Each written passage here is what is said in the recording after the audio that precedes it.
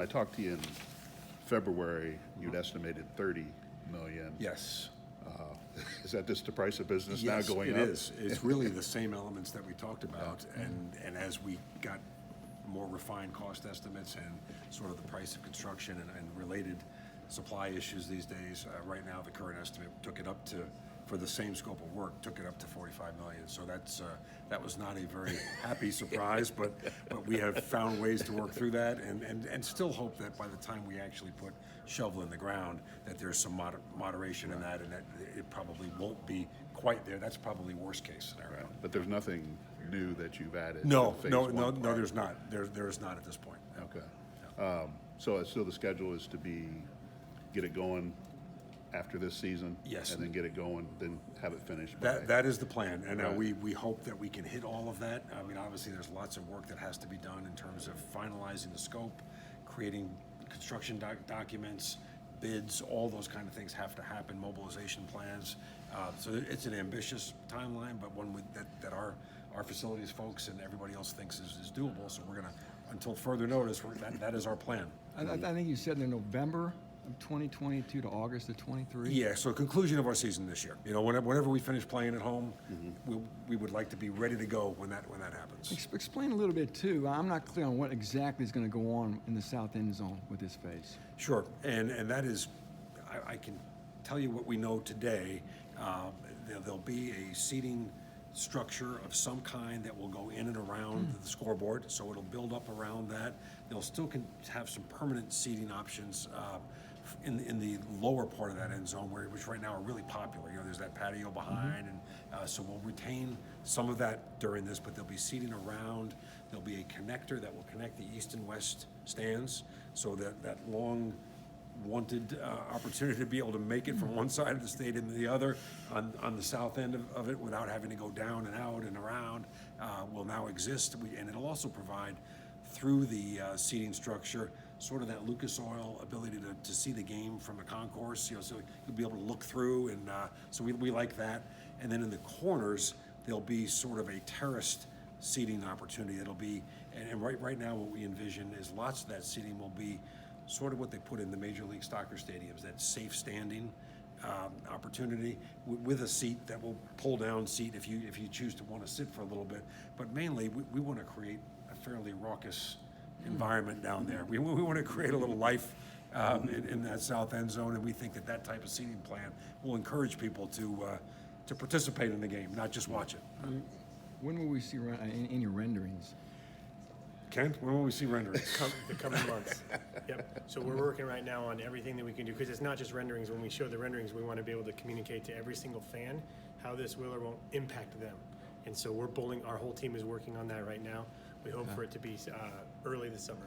Yeah. Obviously, easy decision with Jeff to Yes. extend him based on Yep. what happened last year and all that. Was that just kind of a normal thing to do? It was. It was at the right time? It was an easy conversation. I think, you know, we do, and I do appreciate very much what has been built to this point, but what continues to build. We're far from done. You know, we're not done yet. But I think that I know this when Jeff and I first talked about him coming to Purdue, you know, we talked about sort of a methodical build. I didn't want a good team in 2017 or 18, and then back to square one. We wanted to build something that would last and that would have a chance to, year in, year out, be good, like the very best programs in our league do. You know, there are models out there, you know, Wisconsin and Iowa, they're good pretty much every darn year. Well, we want to be that. We want to be that. And I think as I alluded to in there, the fact that we're starting to build depth, we're starting to build options at different positions and just continuing to layer on. When I watch practice, there are more Big Ten looking athletes, more talented players out there than there were 5 years ago by a long shot. And again, we're not done. We have not reached the end of that line, but I really appreciate the process. I appreciate where we're going, and I want to make sure that Jeff knows that we appreciate that Purdue appreciates the work that he's doing, and that we want him to continue doing it. How much did you increase the assistant salary pool? So $250 a year for over a 3-year period, I think is what it is. Okay. So it gets up to, it's 4.3 now. It goes up to 5.1 over a period of years. Okay. Did Jeff approach you about this, or did you approach Jeff about it? Jeff's attorney called me and said, "Hey, Mike, hey, what are you thinking?" So we then made a proposal to him, and honestly, it was not at all a contentious situation. It was really, I think we reached agreement really quickly on it. So it was something I expected, and was looking forward to the conversation, and we were able to move it through the President Daniels was supportive right from the get-go of moving this forward. So it was all about as easy as you could hope for it to be. What about Jeff's compensation? How's that changed? In the short run, his compensation is as we had agreed to. It's because we think we're in a pretty good place, and we have to. Again, we certainly are aware of what goes on around us, but we also have my own budget realities and economic realities that I've got to live within. So we'll continue to progress his compensation as it is right now in the current agreement, and then the 2 extension years will continue to progress at that same rate. And then we've added the 2 new longevity bonus opportunities, $500,000 in '24, $1 million in '26.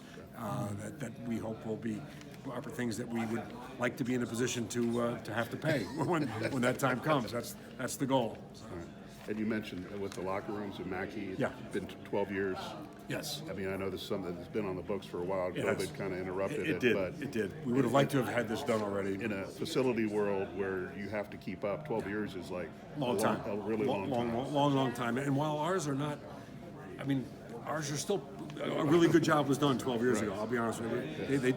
A really nice project was put in place, but it is time to update and refresh and sort of put in the modern technology, the modern amenities, and really better use the space that we've got. We've got, as I mentioned, we've got really good square footage. It's not acreage that we're looking for. It's just better using it and having it be more responsive to the way our athletes live and use those spaces these days. When will you start working on the lower level seating? That is started. It's already It started, and they are chopping up concrete as we speak. So that is underway. Hey, real quick, back to Ross Ade. I know it's really down the road. Yeah. Could you even guesstimate when a phase 2 would begin? Thank you again. My guess is we will begin the planning for phase 2 as soon as we put a bow on this one. We'll start to identify what we think are the right elements for phase 2, get some sense of scope, magnitude, what are the dollars, and then our John Purdue Club team is ready. They're like in the starting gate saying, okay, give us the next project. I would hope 3 to 5, something like that.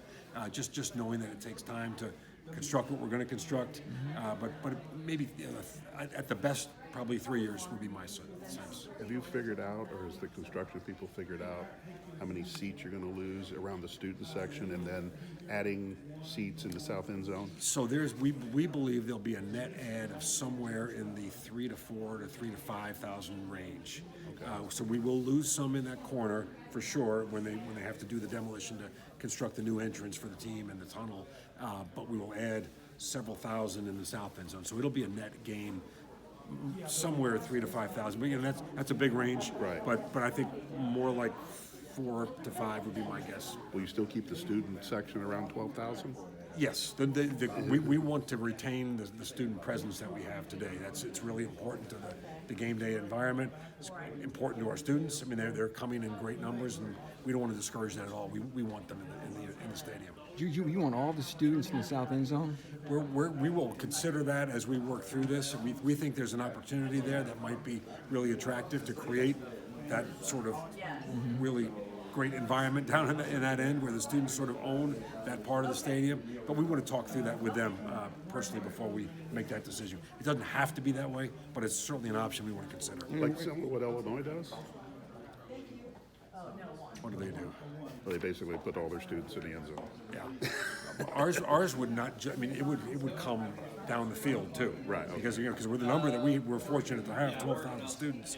We would literally walk up the field on both the east and west sides if we did that. So they would really wrap the end zone around if that's the way we go. And the tunnel, Mike. Yeah. In the tunnel, it sounds like there's going to be maybe a recruiting room. Maybe the team will meet there at halftime. What are some of the plans for that, the inner tunnel, I guess? That is yet to be determined as to how far we're able to go in this phase with all of that. Ultimately, that will be part of the ultimate plan when we move this thing all the way through. In the short run, we may just be able to use the KFPC locker room. That you know, while it sounds like a long way, it really is not that far. And the tunnel won't be that long where we couldn't potentially use that pregame, halftime, and just make great use of what's a beautiful locker room right now. So, Just from a basketball standpoint, I know Yeah. when the new assistants were hired, Yeah. they, you know, from a salary standpoint, I think they probably took less or compromised a little bit because of the COVID stuff. I mean, is there a plan to put some increases there? you know, Matt and I have not sat down and talked about that yet. It's just, you know, the end of the season is so new, and they're right back out on the recruiting trail. So that will come at the right time, but we just haven't had that conversation yet. Okay.